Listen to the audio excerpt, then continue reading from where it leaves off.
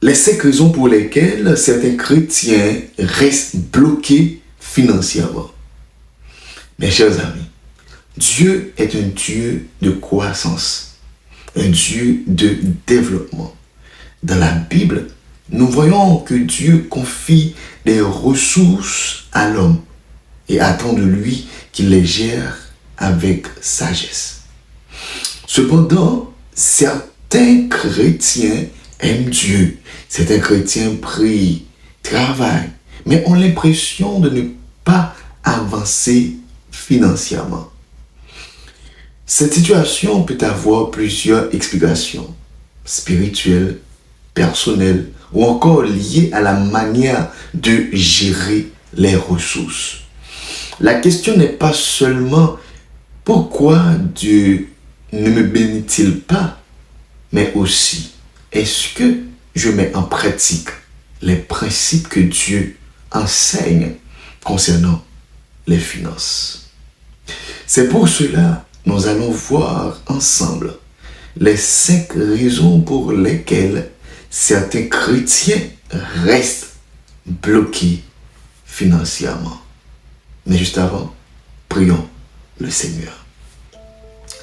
Notre Père qui es aux cieux, que ton nom soit sanctifié, que ton règne vienne.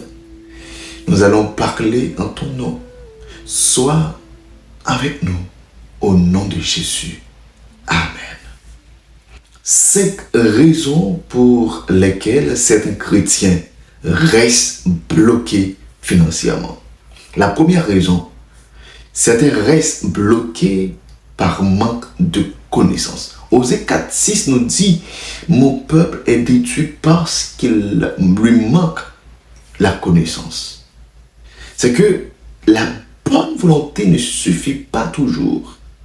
Une personne peut aimer Dieu sincèrement, mais manquer de connaissances sur la gestion financière.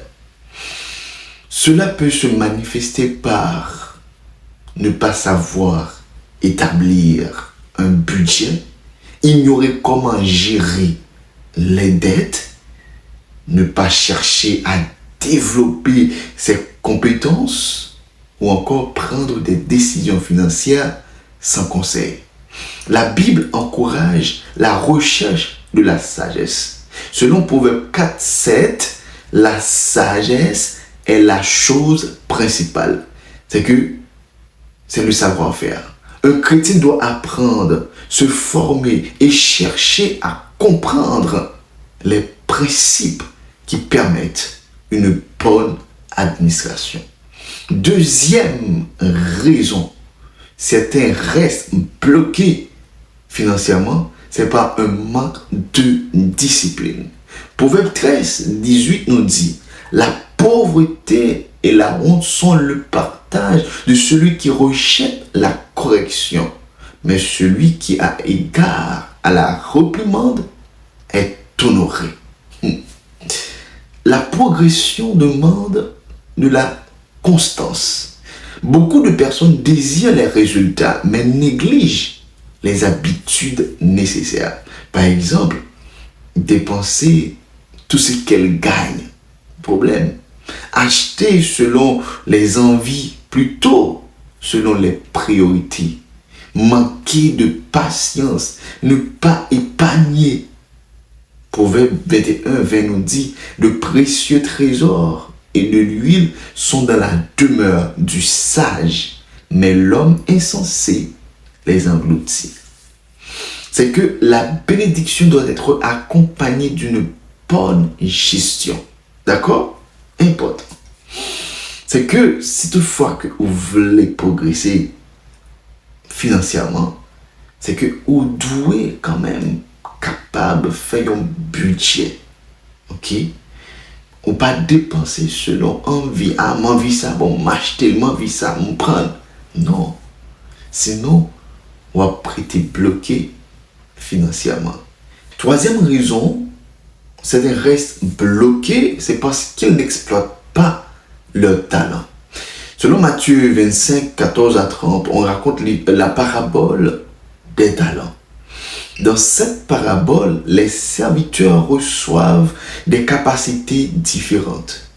Ceux qui les développent portent du fruit, mais celui qui cache son talent reste improductif.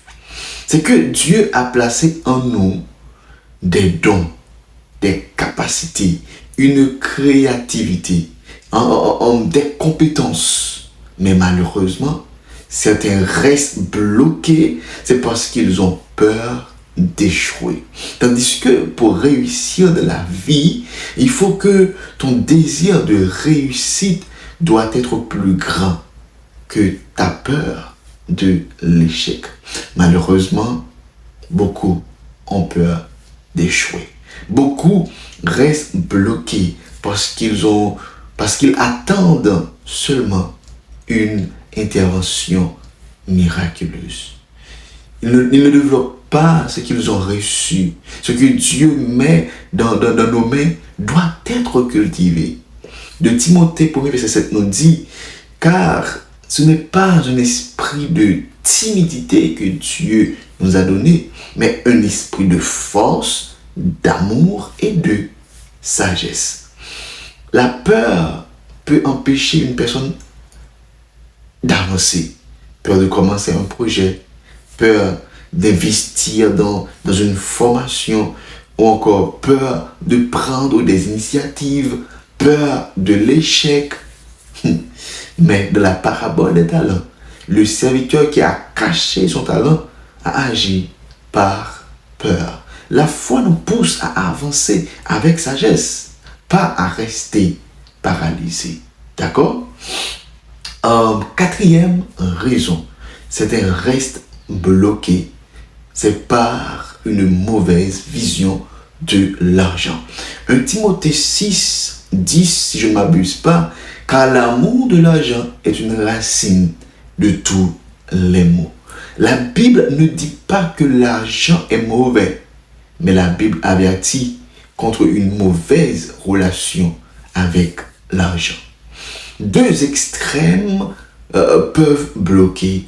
Un, aimer l'argent au point d'oublier Dieu, c'est le problème. Deuxièmement encore, c'est mépriser l'argent au point de ne pas apprendre à le gérer. Un chrétien doit comprendre que l'argent est une ressource. 2, un outil. 3, une responsabilité.